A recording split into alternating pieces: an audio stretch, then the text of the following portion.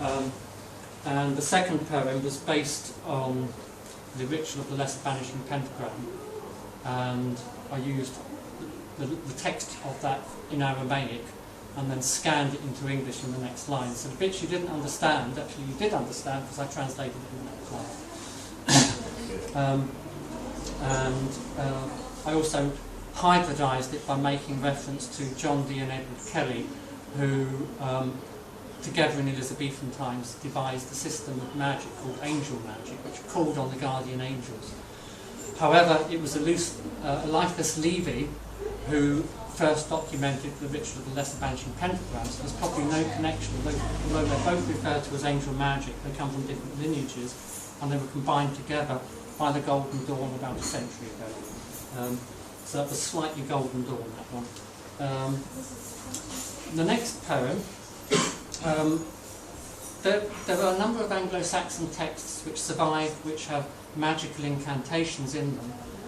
Now, the Anglo-Saxons like to use their memory, and if you want to make something easy to remember, of course, you want it to flow well and you want it to rhyme, so they were very much into rhyme. However, when you look at the modern translations of their documents, of course they've lost everything in the translation. So what I've attempted to do here is take one of these classic spells from a medical book called the Lacnunga, which I think is about 950 AD, something like that. And I've kept all of the lines in the same order. I've kept the meaning of each line identical. The lines which were long, I've shortened. The lines which were short, I've lengthened. So the structure is unaltered. All I've done is put it back into a kind of verse. So I hope that this is a better translation than you'll find on the internet. So this spell is called with fastissa, which means against fastissa. Fastissa being a sudden sharp pain. So it could be anything from acute appendicitis to just a cramp if you've been running. Almost anything was fastissa in terms of sudden sharp pains. So, loud they were when they rode over the mound. They were fierce when they rode over the ground.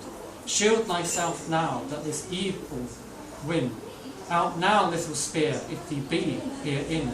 Stood under linden, under a light shield, where the mighty women their power sealed, and their screaming spears now to be sent. I back to them, and gain another went. A flying dart be returned to thine kin. Out thee little spear, if thee be herein. Sat elfin smithy, forged he a knife long. Little iron elf shot, in the wound strong. Out little spear, if thou beest herein. 6 smithies sat working, war spears they spin. Out thou wretched spear, thou be not in spear, if a small bit of iron be in here. Hagtessa, thy effort, it shall now rot. If were in skin shot, or were in flesh shot, or were in blood shot, or were in bone shot, or were in limb shot, may thee beat her plot. If it were sir shot, or elf shot be, or it were hag shot, now I whilst help thee. This cure for sir shot, this cure for elf shot, this cure for hag shot, I whilst help thee. No rest for it into the hills it flee. Be whole beastly now, divine Lord, help thee. You notice there's a lot of repetition. So we're looking at it from every direction. If it's in the blood shot or the bone shot or in the limb, wherever it is, we're getting rid of it. So the spell is essentially working by trying to throw the spear back to the elf that threw the spear. And the spears of elves, or the arrows of elves, which is called elf shot, that's forged by a character called a smithy, and the smithy forges the shot for the elves. Hagtessa, which I referred to, we get the word hag from Hagtessa. Hagtessa is a wild woman that rides around the landscape causing havoc and mayhem, a kind of supernatural being. You knew my mother. I'm up too. There's a lot of it about. Now, just for comparison, I've written a spell of protection in Saxon style myself, not with the same degree of repetition, but I'll read this one as well. So this is I call this Saxon spell of protection. So it's a kind of poem based on the idea of protecting yourself using a Saxon format. Guard us, Lord Woden, of magic repute, leader of the wild hunt in hot pursuit, elf shot, elf addle, against line bombard, against Hagtesson this be line guard, this guard against Alcidon, magic of elves, Svartalheim's dark elves, this against themselves, Nipgenda incubus, I banish thus, line guard against night walker, succubus, against weapons of slithers, these my turn, this line guard against frightening worms, Nidavellir dwarfs, advance if thee dare, this guard against fiery drakes of air, under linden shield protect from the east, malice from the south, thee shalt never feast, sword against malignancy from the west, with northern evil conquest, we can't fully vest. Nipgenda is a night walker, a kind of scary character which you might encounter in the country lane at night. Incubus, succubus is the same, of course. Svartalheim is the land where the dark elves live. Elves in Anglo-Saxon times started off light and positive creatures, as in The Lord of the Rings, as in the film, as in the book. Tolkien based his elves on Anglo-Saxon elves in the early Saxon days. As we Christianised, all of these creatures became scary monsters and horrible things which caused malignancy. So then they became the dark elves, and they lived in Svartalheim. Elfsidden means magic of elves, the magic of elves. I've got time for one more. Okay. Medical, Andrew. Very medical. Medical. Yeah, quite surprising. Obviously, medical subtext. Yes, well, indeed. Yeah. Yes, indeed. Sorry, yes. Some of our best Anglo-Saxon documents are actually medical texts, in which we find a number of spells and procedures which are clearly magical procedures, which gives us an insight into Anglo-Saxon magic. This last one, which I'll do, is based on a lot of research I'm doing at the moment into towns and places in England named after either Saxon gods or supernatural creatures or places of worship. So this particular poem is Thanor, or if you want to use a different source, it would be Thanor from thunder, and also Thursday as well. Thursday comes from Thanor. Thursday means the day of Thor.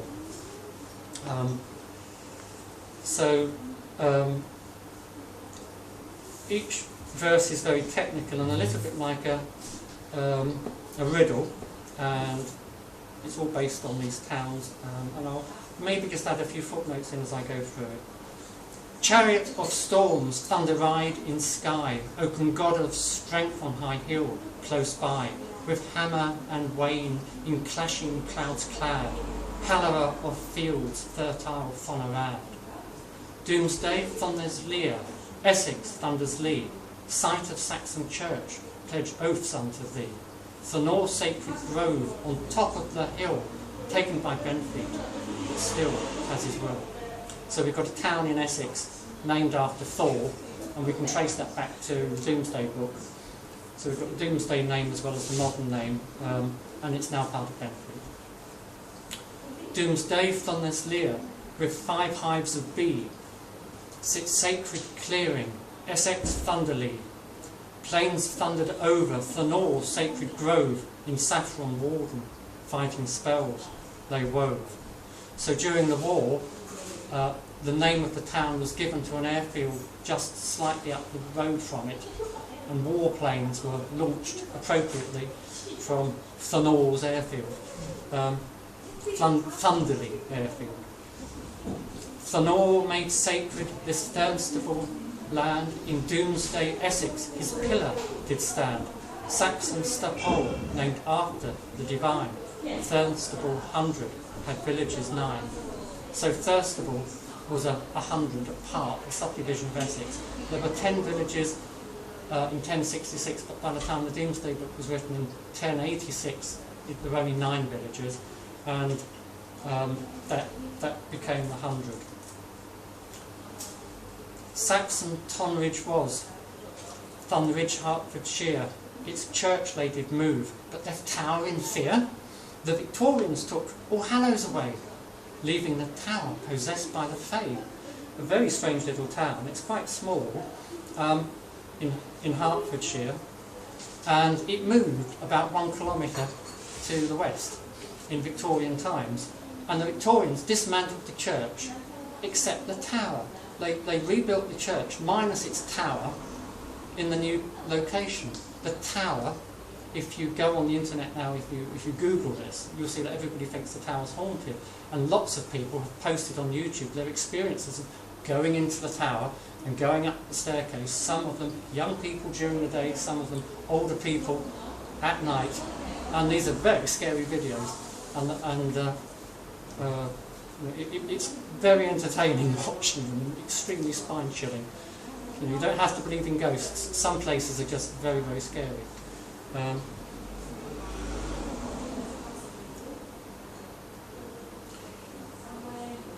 Thunderlow 100, Thanor Sacred Mound, 2 small villages were, in Domesday found. Hinchford this 100 they came to annex, Saxon, Thanor Chlaw, in Domesday, Essex. So this was a very small 100 with only 2 towns, and that's now been incorporated into Hinchford. Thursley in Surrey made cannon and gore, Saxon Thunlerslear, 2 clerics named Thor, to Devil's Punch Bowl and barracks beyond, Thor's Stone on Common and Iron Hammer Pond. One could talk for hours about this little town. It's tiny, it's not very large, and it had an ironworks, and then adjacent to the ironworks was a forge to make cannons and shop for the cannons and ball. The ironworks had ponds to help to drive the iron hammers, so they were called iron hammer ponds, and the god Thanor carries a hammer. So very appropriate. There were 2 clerics recorded prior to the Domesday Book. One was an archdeacon, Thor, and the other was an abbot, Thor, in this town named after Thanor. And on the common is an outcrop of rock called Thor's Stone. So all of that in one little town. Barnhorn, Sussex, had Thanor's Ligger inside. This place, Thanor's Grove, from time it has died. Its soldierly camp, from Jerrydid's tide. Thanor's lost barracks on the other side. So some of the towns named after Thanor have been lost. But in this case, although the town didn't exist, there were barracks stationed there in the war, and again we have a connection with warfare and this town named after Thanor. 9 other places named after Thanor, 4 fields, 4 groves, 1 mound, perhaps more. Though 8 of those places cannot be found, they still ring out too. Thanor sound, which means Thanor makes sacred, which is how you would consecrate a site for Thanor, for worship.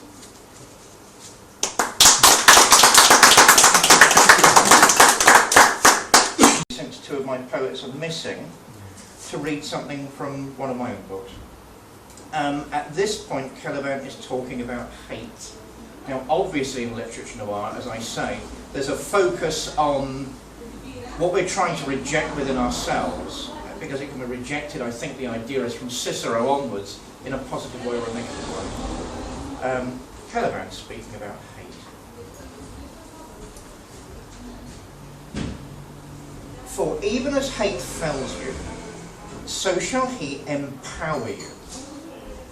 Even as he is a hunger, so is he a chance to feed. Even as he descends to your essence and promises your body enough strength to fly, so shall he ascend in arrogance to your brow and cloak sweating muscles with their victory. Like a lover, he gathers you to his chest. He wrestles with you in his nakedness. He holds you to the floor with ease. He bleeds you to a whiteness. He kills you to a former life. And then he raises you to a spiritual perfection, where death itself has finally been overcome. All these things shall he do to transform you from an eternal victim into an immortal hunter, with the rest of time as your personal prey. But if in your fear you would seek only to escape from the protection of hate and hate's kingdom, then it is better for you to end your life in pallid suicide than prolong the bitter and empty years ahead, entering into a world of anemic shades where no one can laugh or sing, nor weep the tears of a tragic beauty. Hate gives itself unreservedly and takes nothing except the weakness of a child. For hate is the virility of the strong. When you hate, you should not say, I have the strength of a giant, but rather, I am a giant amongst the strong. And think not that hate will overwhelm your mind, for hate, if he finds you worthy, will grant you the cunning of 1,000,000 years. Hate has no other desire than to succeed. But if you hate and succeed in your hatred, let the eloquence of success then proceed to extreme actions. To melt the face of a sinless baby, and use its running fat as an offering towards the infinite night, to know the rhapsody of a rapist, to wound and to kill the saints and patrons who aid you in ill health, and to bleed willingly in the fight. To wake at dusk with the voice of 1,000 screeching demons, and to give thanks for another deadly evening. To rest as a monk at midnight, in murderous meditation of hate's ecstasy. To return home at dawn, in exhausted satisfaction. And then to sleep with a litany of praises to the power in your own arms, and the purpose in your troops. That was Caliban thinking. There are 2 books, he gets better in the other one. Just wanted to share that because, as I say, our Roman component has gone missing. That's actually quite Roman for anyone that knows Roman poetry. We are now going from ancient Rome to modern Poland. Modern Poland in the form of my dear friend Grzegorz. He is a wonderful, sit down, he's a wonderful, hey, it's theatre, you've got to rule with a rod of iron. He is a wonderful young man. He is a very skilled linguist. He is translating a book at the moment from one of his truly warped friends. That's art, that's warped, okay? How this man has managed to escape the police and indeed medical authorities for so long, I really don't know. But anyway, he's writing a book and my friend is translating it. Grzegorz has an encyclopedic knowledge of all the flaws in human nature and European history. European history particularly, I seem to remember. And he's going to grace us, I believe, with some of his translations this evening, the more dark and disturbing of his friend's thoughts. It's his first time with Gruntlers. I hope it's certainly not the last, even though we're rather thin on the ground this evening. Gentlemen, Gregory.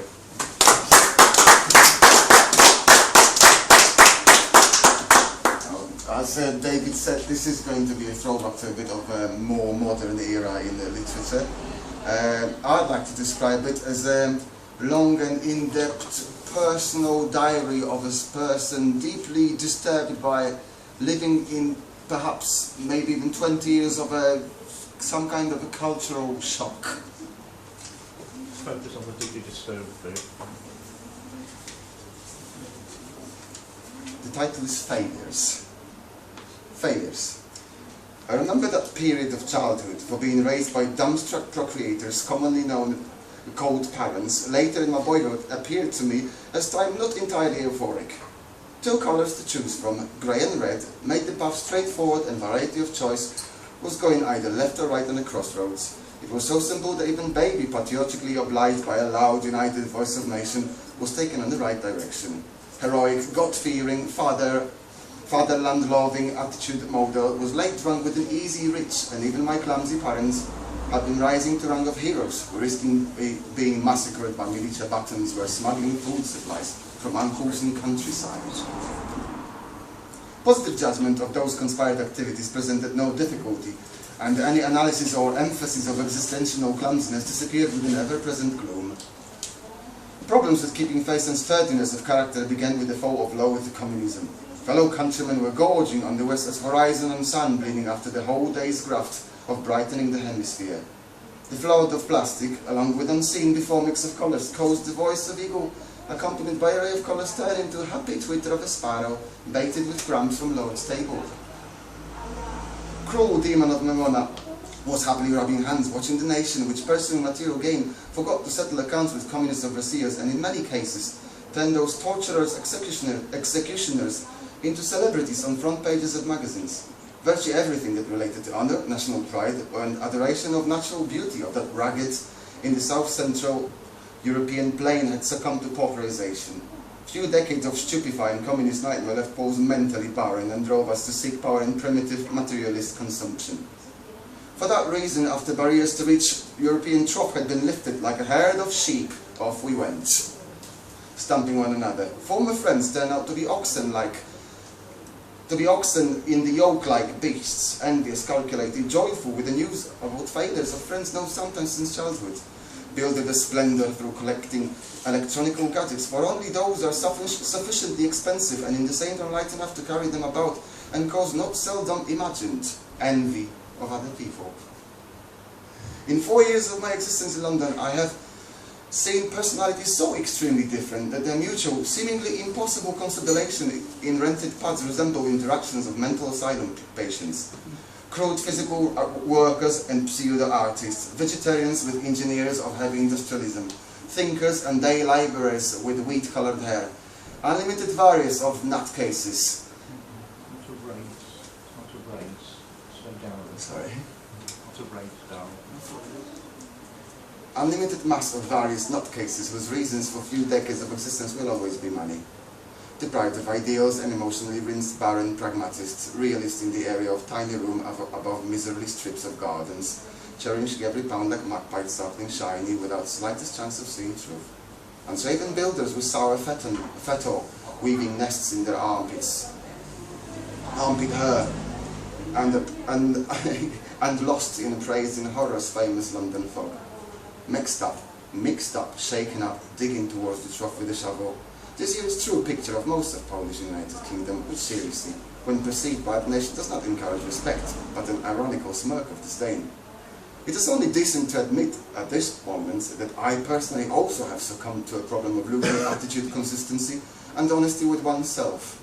I could spin a laughing out campaign against simple people grafting for the keep in order to get excited with noble defenders of art, for whom underground isn't really a lifestyle but a tomb out of which they can't escape, despite wanting to very much, on account of embarrassing quality of mind. Spreading bullshit, treading water, driving nuts with intellectual vacuum, and really one would want to shoot them listening to their bollocks. On another hand, an honest worker, altruistic Samaritan, stuffing his face with baked beans straight from a can in order to save up for his children's school books, dampens my fascination with him by telling me fantastic stories of rent, cash and respect. Lies everywhere, dishonesty, incessant changing of masks, mixing up a sensible perception in one's head. I have days, sometimes, that in the morning I admire a man, only to wish him dead by the sunset due to my own messed up analysis. Too much of ever-present colour gave me spiritual daltonism and hide-and-seek of thoughts. That's why recently I was strongly absorbed with my colleague's vision of moving into solitary dimension of life, apparently only through a complete solace. I can befeel the greyness again and gradually absorb the colours of life in resemblance, let's hope, of another birth into this beautiful earth. Wow. There we go.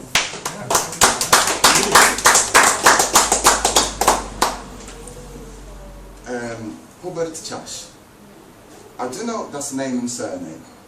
I do know many veteran ecologist campaigners for Mother Earth, but hunger for relations with those fine personas is compensated by satisfaction from my short meetings with Hubert Chash. It is very unlikely that Opochno, so dissimilar to London, seat of the chemist, ever participated in racist acts of violence, but Hubert looks at blacks with hatred. Poor knowledge of English increases suspiciousness of PhD Chash towards verbal concoctions aimed at termination of his splendid person. In the movement of black men, prominent lips, Hubert reads insults in his direction and reacts vividly, counter-attacking in Polish. Blackman shrugged the shoulders helplessly, upon which branded the son of a bitch or a bastard knocked their finger on their forehead, not knowing what their fault was. Rarely ever do they speak any Polish, but Hubert's swollen with anger face, sulphurous fumes coming out of his nostrils, make them think.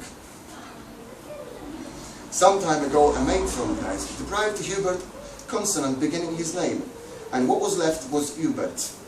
He accepted Munich happily, and even with those of pride, for controversy of his being on this saturated with chemistry planet, he sees in a willful and disintegral way. Every innovation to his person thus adds him shine. In London, aside from delightful science of organic potions and sexual masochism, Hubert has awakened in himself passion for collecting. He collects absolutely everything that the mankind has produced with particular intensity of emotions, indulging in electrical fans. Where is this emphasis on the electrical fans coming from has not yet been established, but the same mate, responsible for elimination of redundant consonant, claims he's on track. His flat at 107 Barking Road, Hubert had turned into a storage of equipment worn down in service of humanity. Tall and skinny, with a hairdo a la hangover D'Artagnan, he emerges onto the city's surface. In his eyes binds disdain for every day. On hot days he's shuffling about naked from waist up, with gory scars from self-harm, causing a stir, imagined, amongst coloured people. Those scars surely prove many years of Hubert's torment, resulting from rubbing against human ruthlessness, in particular from members of opposite sex. For Hubert periodically falls tragically in love. Consecutive maidens, mainly Polish she-eagles with patent feathers, are pecking his heart bit by bit. Polish she-eagles? Yes. I've got... Yeah, that's good.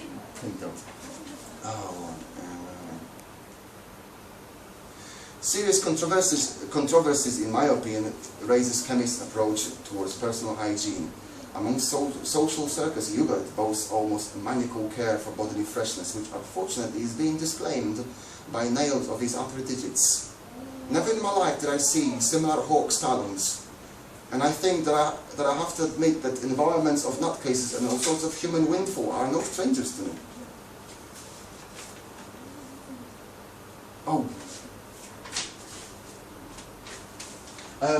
I would like to finish that presentation. It's unfortunately it's only work in process. It's work in process. This was the only pages I managed to prepare for today. I've got a bit more manuscript, but I haven't managed to type it in time. Apologies for that. Gentleman Gregory! I was just saying, it's supposed to reflect a disturbed mind. You're forgiven because of the Polish she-eagles remark. To our newcomers, who I hope will visit again, this marks the end of a gruntling cycle. What are gruntlers? Gruntlers are not disgruntled. That is the only surviving use of that word in the present era. If you go back to Middle English, there's something called gruntled, where you're happy and expressing joy, hence Gruntlers Theatre. Isn't it depressing that some words only survive with a negative prefix? Therefore, we're marking the end of what we used to do this evening, and we're launching into newer materials from our next session here onwards. We tend to be known as that group which is bringing high culture to everybody. Shakespeare wrote for everybody, he did not write for a cultural elite. My rabid socialism can't stand much more of the cultural elite. So what we're doing, I hope, is a service to everybody, including ourselves, by expanding the mind with art. Having said that, if you want to see Gregory again at a little less breakneck speed, because half of it I couldn't hear, but the she-eagles forgives everything. We are launching next, you might see him naked next. We are launching our next meeting here with Poetry and the Art of Getting Sex. A very, very good looking young lady has promised to bare her breasts and read Roman poetry. So if that doesn't hook you, I don't know what will. And I'm not telling you who it is, I don't know. So what we're going to do is move on, well there's still time, to our next author. After Darren will have a brief intermission, because Darren's got 2 tasks to do this evening. He is a gifted medium, of all things. Now, I'm loosely linked with spiritualism, and when I tend to talk about those things, I tend to think about Jung and Freud and collective unconscious and so on. I don't know what Darren's view is. I do know he's very skilled at these things. So we'll have him after the intermission channeling. You know, maybe something will happen, maybe it won't, I don't know. And we've also got Peter, who will talk about the screw tape letters, which is one of my favourite books. Well, I mean, read from. But before we do that, let me say a few words about Darren. We're very happy and privileged that he's part of our group. I've known Darren for absolute yonks. Years and years and years and years. Different lifetimes, if you look back. 17 years. Yeah, enough. Who'd think I was only 32? We've both been through many permutations of life. I always knew he had a very great gift for writing. He didn't know that. At the moment he's writing his 3rd book and fighting with various publishers on the continent, a sign of true authorship. Okay? If you're having troubles with publishers, that means you're nearly there. He has written a number of things which I want to talk about briefly. The most famous one to date is called The Key of the Storm. Large elements of biography, autobiography, I felt in that. Correct me if I'm wrong. Correct me if I'm wrong.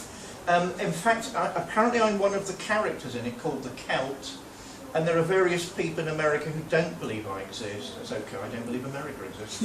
At least I hope it doesn't.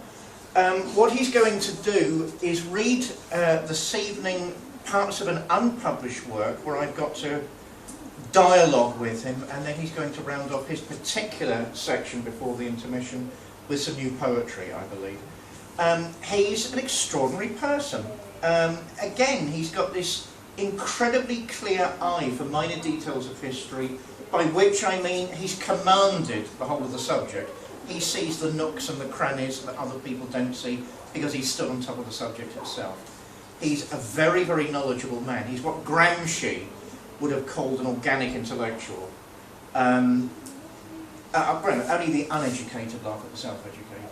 So Darren is a truly educated human being. And some say a rabid Nazi. Anyway, ask him yourselves, darling. We have I think basically he's just got strong views, which never hurts. Which never hurts. Describes me as an extreme right-wing libertarian. You see what I mean? You can't pin him down. See what I mean? Anyway, what we're going to do is do the dialogue from his next book. Darren will briefly introduce it. Gentlemen, you're in for quite a treat. Darren Storer. Woo!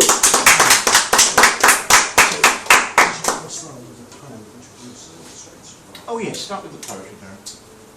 Okay, well, this is supposed to be the 3rd book of a trilogy. The publishers, after they had the first one. No legally binding bitching, thank you. Right, are you 2 lawyers? No, they're dentists. Don't trust people that say they're dentists. Next thing, They look like lawyers more than doctors. Don't mention the publishing details. The 2nd and 3rd book of the trilogy have now somehow become one.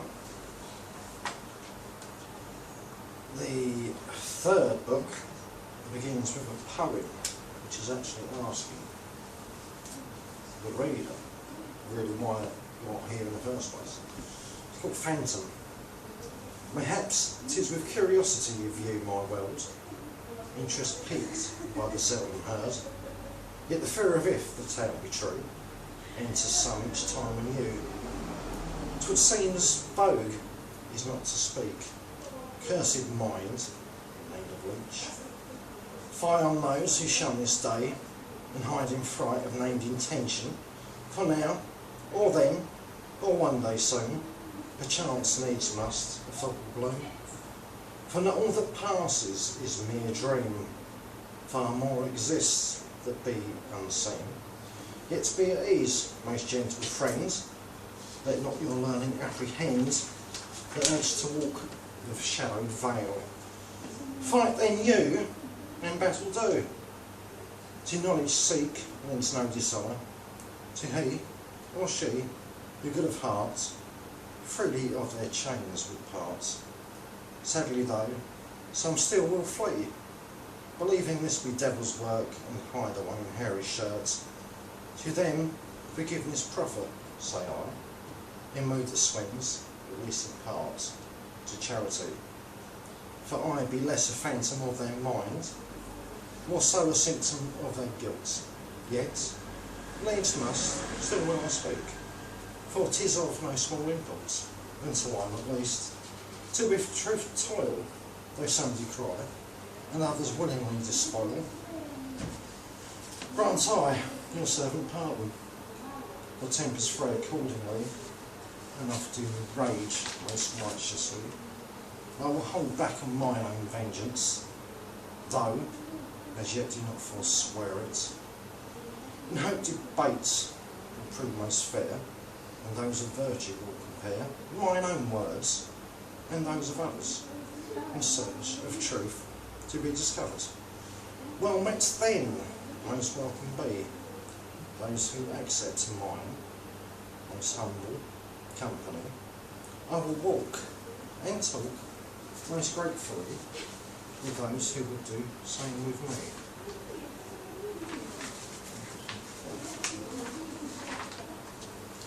Let me start from close. Okay.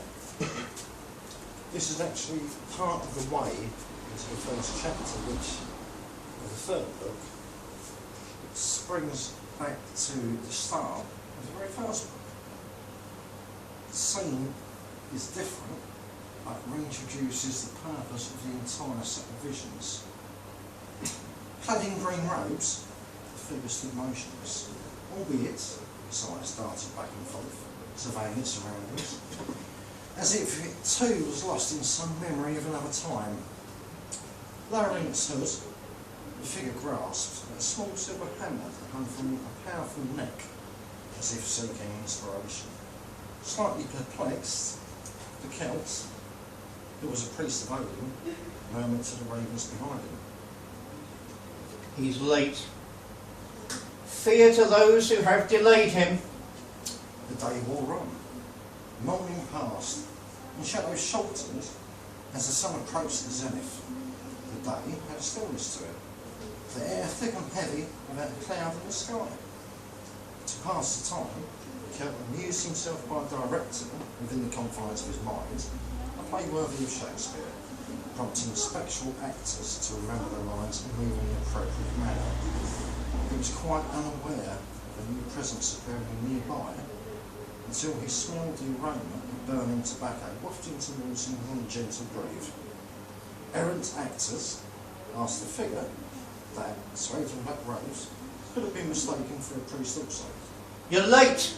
Grumbled the Celt, belying the fact that he was pleased to see his friend arrive at last. And still you cling to that filthy habit. Revel in your vices, came the reply, with displayed amusement. And since my death has long since passed, I can enjoy mine all the more now. You're truly a turbulent spirit. Stated the green one with mock gravity. You never cease to amaze me. The colour of your robes suits you well.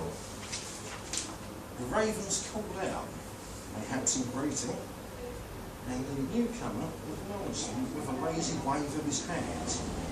He watches from afar.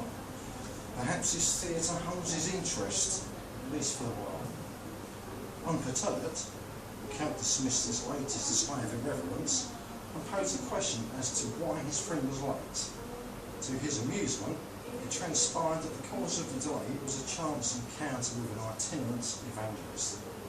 Raising an eyebrow, he pursued the line of inquiry. And what did you do to him? With hands clasped together, as if pleasing him, the dark humour revealed itself, almost mockingly. I am but an innocent who walks alone in a strange land. The reply was not what I expected. The Celt struggled to hold back a burst of laughter as his friend raised his hands to the heaven dramatically and continued, waylaid by those with evil intents. Unable to contain himself, the priest barely managed to splutter. You, innocent? And what then did you do to him? I left him as I found him, to wit, mindless. If anything, I've done him a great service for now he truly believes. How so? He asked my name, so I told him. Not all priests are bad. The Celt sighed, shaking his head. Mayhaps not, but they can be fun. Shadows lengthened once more. The sun was low on the horizon, and its light began to fade. Over the hills, in the east, the moon was already staking a claim. I did not have long to wait before its demands were met. A light breeze whispered in, causing the trees to rustle with appreciation. And with it came the newest promise of rain. The ravens, however, remained unmoved by all that passed before them, and sat patiently awaiting the next act on the stage below. Betimes, Came a sorrowful lament. I wonder at your purpose. Slowly, the Celt made his way over to the stone that had doubtless witnessed the scene many times before, and stoically refused it as a comment. Clearly worried by his one-time pupil, he continued. I fear you are lost within those dark clouds that surround you. Moving to take a seat under the trees, the black-robed one was almost invisible. Beckoning to his friends to come sit beside him, he remained as silent as a stone. For a while as he pondered this, eventually his words came, quietly and somberly, as if containing some hidden anger that he would not reveal. They taught me to walk, then feared where I might tread. They taught me to speak, then disapproved of my words. When I spoke of what I could see, they told me I was a fool. I am their own creation, and I will not thank them for it. Yet that was long ago, The Celt said gently. and that child exists no more. A sharp intake of breath denoted a response that had been formulated. The word signified that the possible emotion of anger had been replaced with one of sadness. For to the order of the pair, they seemed painful for his friend to utter. It is true that child did die long ago, and long before you never knew him. Betimes I doubt if he ever truly existed. Even now he is less than a shadow that lives only on the other side of memory. Respectful of this new mood that had overtaken the one he had come to know as the stone, the Celt's tone remained gentle, despite his fears. Yet the past has passed. What of the now? I hear, betimes, and also see, all I was, or meant to be. And all those lives do call to me from a dark and raging sea. Now, said the storm, mood changing once more, I am my own purpose, my own reason, and end in myself, Some might consider that a touch heretical. whispered the Celt, whilst the ravens above briefly voiced their concerns also, albeit far more loudly. A shadow in the shadows smiled, a grim smile that did not bode well for many. Nights had fallen, the darkness covered all. The only light coming from a pallid moon and a solitary star. Strangely, the stone opposite the trees seemed to have a light of its own, and it glowed dully, making the grasses around it take on a sinister aspect that did not please the Celt, even though he was used to such things. Time passed for the world around the pair, albeit they did not notice it. Such things were of little importance within the realms they walked. Indeed, even the passing of the years were of little import, for such things held no meaning to anyone other than those who walked in mortality, and for them it seemed to be, at best, all-consuming. Carefully considering Stoner's words, Celt raised an admonishing finger and made to speak.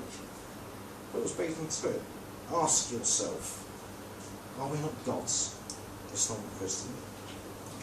Half expecting this, and now feeling that fears he held for his one-time pupil were justified, Odin's priest responded accordingly. In some ways, godlike. But we are not gods. How can you think this? Unable to see in her reaction to his question, the point was expressed further. You have changed. Certainly 'tis true, yet I say again, you are not a god. A sigh issued from the shadows. But I, who was once less, now more. That may be so, but it does not alter the facts. What a duty and obligation to those who exist only in that realm ruled by the material. What of them? I have other obligations. The Celts began to feel cold. I not of the night air, and his words became forceful. The gods care for them, you do not, ergo you are not a god. Rising and walking out onto the trail, his black-robed friend stood in the moonlight, a shade in the shadows, free of restraints or cares, and laughed. My priestly friend, you are mistaken. All they care about is that they are remembered, and that those behind them live up to their purpose. Exasperated, the Celt stepped out onto the trail also, and asked one final question. Who are you? I am the everlasting sky. It was a simple statement, said not as an announcement designed to surprise but as a matter of fact. It was almost as if the question had puzzled the stone, and his face betrayed this. The darkness grew stronger, and the Celt, seeing that he could not win the argument, headed off to the hills in the east, after bowing a farewell. After but only a few steps, he turned and spoke one last time. There are those who will fear and revile you, for you have become filled with darkness. Almost imperceptibly, a whisper came back on the breeze which chilled him even more. You, of all should know this. A beautiful life, and most, is far preferable to an ugly truth. Raising his hood, the Count resumed his journey, in mourning that the world should prove so faithless. For that pause doth echo widely, and rouseth us from hellish depths. The silent moments, not wasted lightly, as one by one we mount those steps, leading to our gallows. Thank you, Dan. On that sombre note, I think we'll all get tanked up. 10 to 15 minutes, 15 minutes. Well done, Very. Very faintly, is anybody here into Baroque or Tudor music? It's almost if you listen to a version or a harpsichord. I can't make the tune out properly.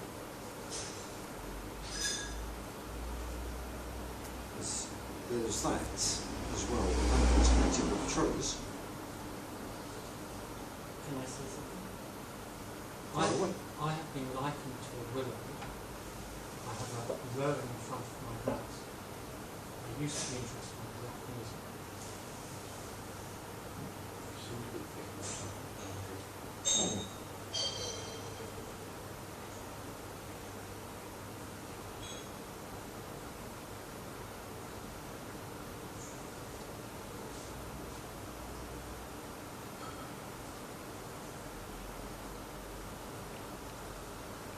I'm trying to get away from it and see if there's anything else I can do at this stage. So this is not something I would normally do. I did actually tell David to begin with, this is not something I would do.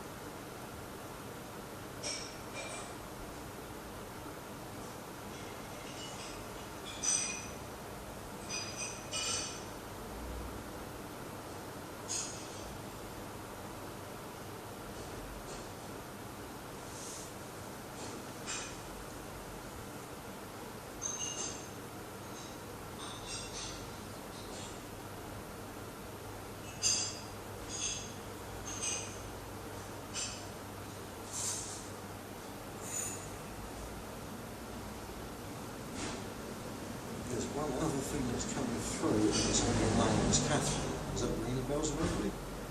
I'm not going to lead into this and start asking questions, but there's just a name, Catherine.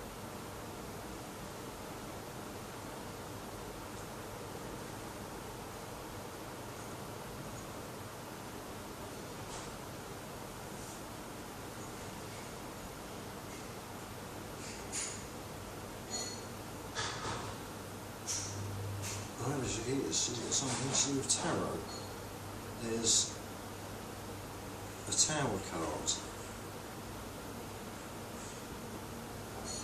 with the person falling from the side.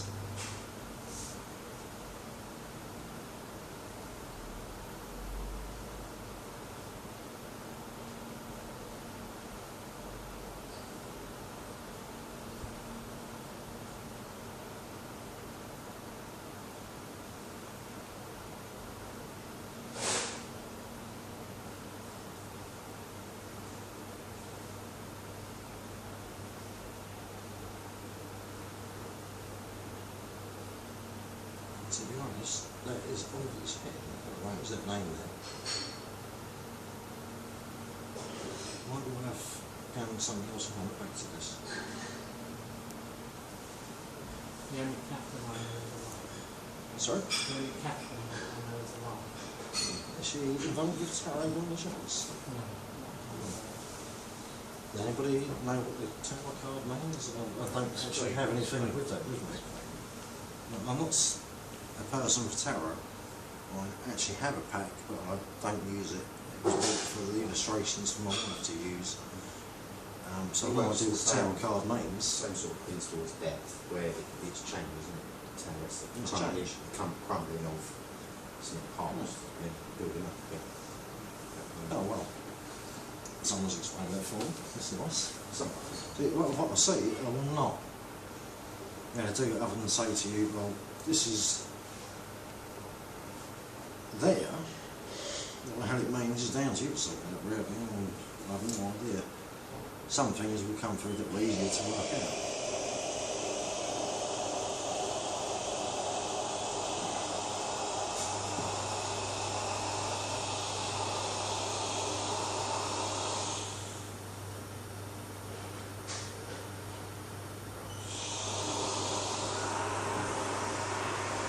Anybody want to explain things?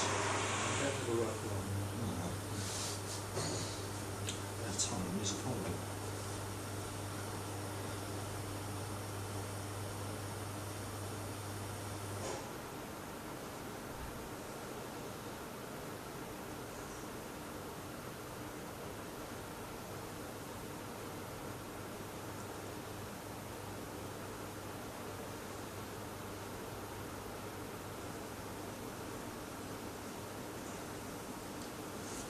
The only other thing I can get at this stage is another name, it's Sophie.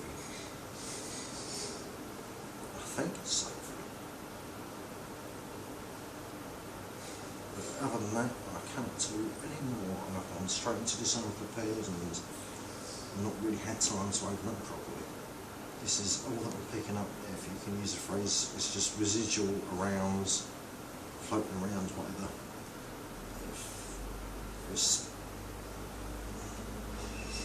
That's about it for now. That really is about it.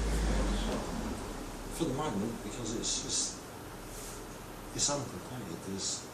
I've not gone through or had the time to do the things I would do normally, and it will be a good hour or so. But it's just odds and ends picking up. A lot of it is as if you're in between, say, radio stations and getting things overlaying one another. It's just this mixture of images of the trees and then the two names coming up. There's not much else there at this stage. If we had more time,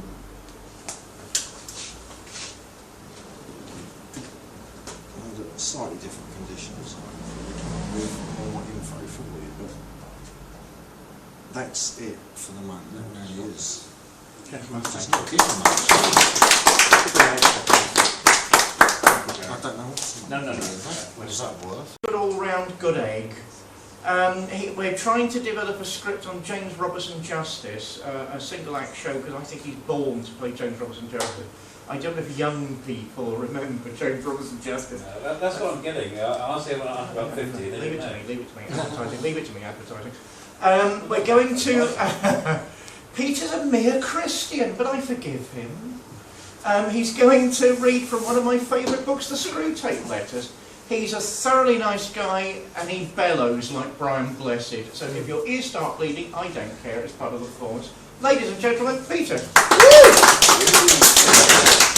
Thank you. When David wrote to me and said, doing a piece on literature of evil, I'm a very nice person. He says, I don't like, if you say who's evil, I think, well, actually, for a second. So I thought, the only evil person's the devil. So I didn't want to drag you out here on a Sunday after the Olympics and do Milton or John Bunyan. So I got C.S. Lewis instead. And C.S. Lewis, yes, in the Screwtape Letters, Screwtape is a senior devil writing to a junior devil about how to tempt Discretion. And if you ever want to know what someone's really like, see when they impersonate somebody else, especially someone they don't like. So although this is the devil speaking, C.S. Lewis's approaches just sort of fly through. There's a wonderful bit where he says that they've made the beards unattractive to every single member of the opposite sex. I won't read that bit. Right, this is letter 9. Oh yes, in the previous letter, the junior devil's been very pleased that the chap is losing interest in Christianity, but Screwtape said it's all about peaks and troughs and the law of undulation. So it follows on from that. My dear Wormwood, I hope my last letter convince you that the trough of dullness or dryness which your patient is going at present will not of itself give you a soul. It needs to be properly exploited. What forms of the exploitation should take, I will now consider. In the first place, I have always found that trough periods of human undulation provide excellent opportunity for all sensual temptations, particularly those of sex. This may surprise you, because of course there is more physical energy and therefore more potential appetite at the peak periods. But you must remember that the powers of resistance are then also at their highest. The health and spirits which you would want to use in producing lust can also, alas, be very easily used for work or play or thought or innocuous merriment. The attack has a much better chance of success when the man's whole inner world is drab and cold and empty. It's also to be noted that the trough of sexuality is subtly different from the quality of that of the peak, much less likely to lead to the milk and water phenomenon humans call being in love, much more easily drawn to perversions, much less contaminated by the generous and imaginative, even spiritual concomitants which often render human sexuality so disappointing. It's the same with the other desires of the flesh.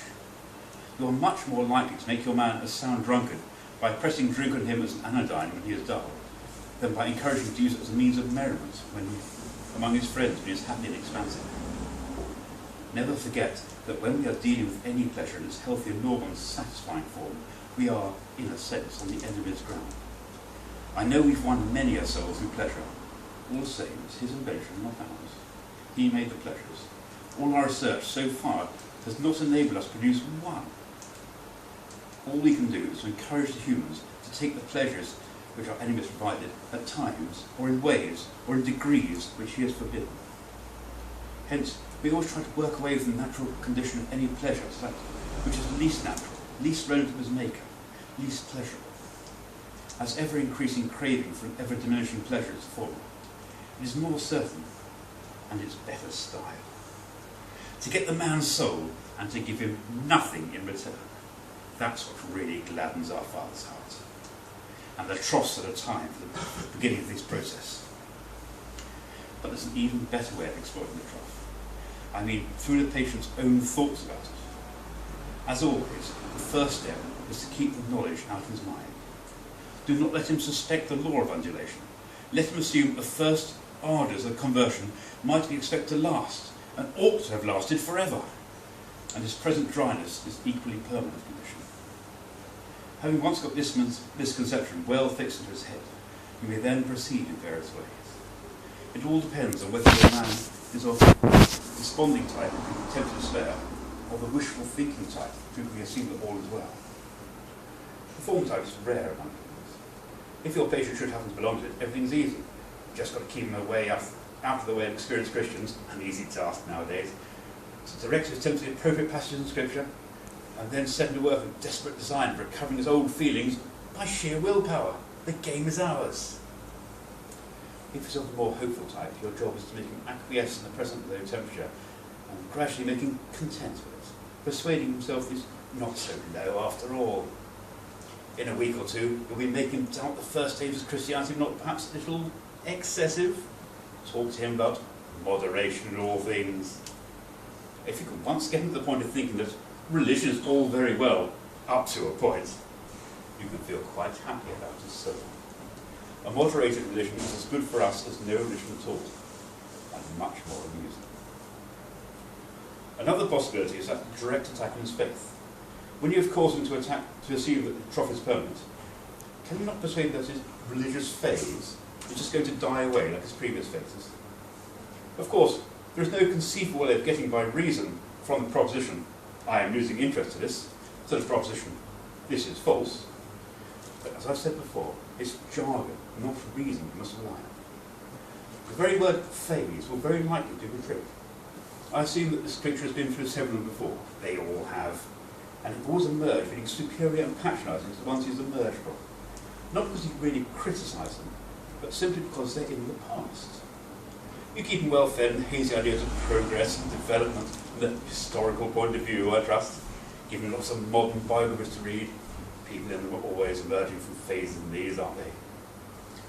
You see the idea? You keep his mind off the plain antithesis between true and false. Nice, shadowy expressions. It was a phase. I've been through all that. And don't forget the blessed word, adolescent. Your affectionate Uncle Scoopy.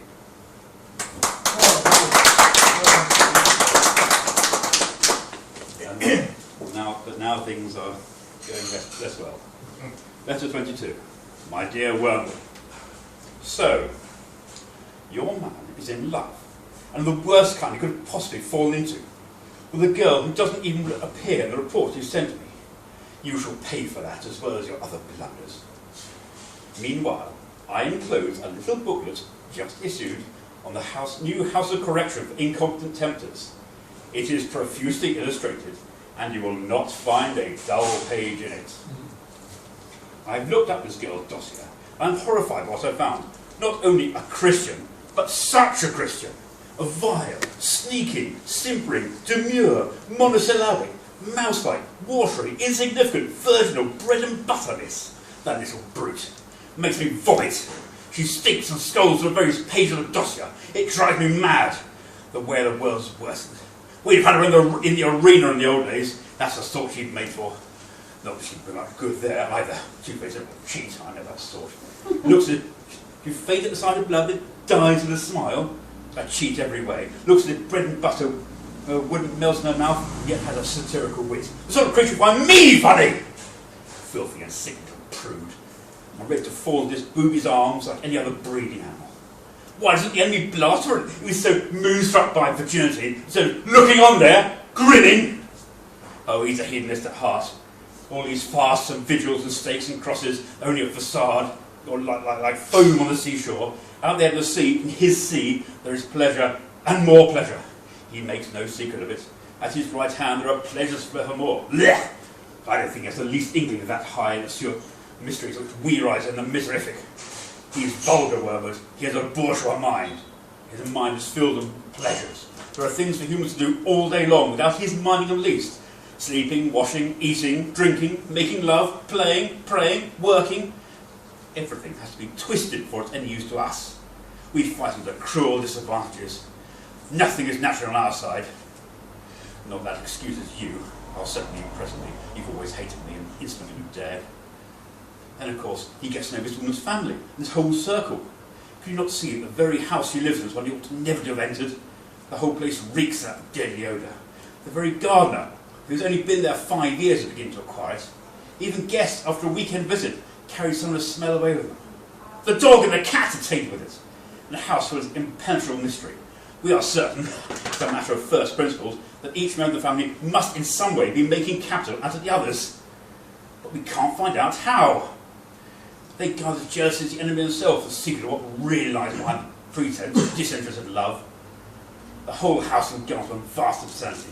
There's a sickening resemblance to that description of one human right over heaven. The regions where there is only life, and therefore, all is not music, is silence.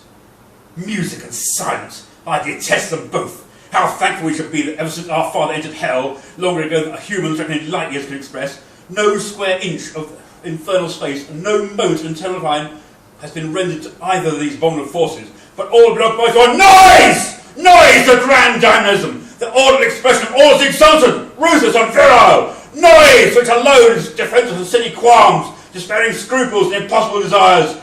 We will make the whole universe a noise in the end. We have already made great strides in this direction as regards the earth.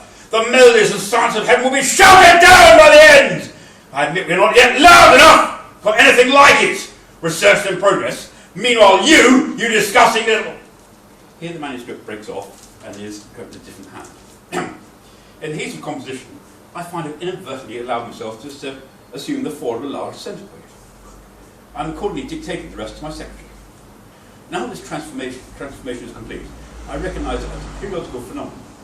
Some rumour has reached the human, distorted version of the counsel poet Milton, the ridiculous idea that such change in shape are a punishment imposed on us by the enemy. A more modern writer, someone named like Shaw, has rather grasped the truth. Transformation proceeds from the within, and is a glorious manifesto of a life force which our father would worship if he worshipped anything except himself. In my present form, I am even more anxious to see you, to unite you to myself in an indissoluble embrace. Signed, Toadlight, for his abysmal sublimity, unsecretary scrutiny, TEBS, etc. Yeah!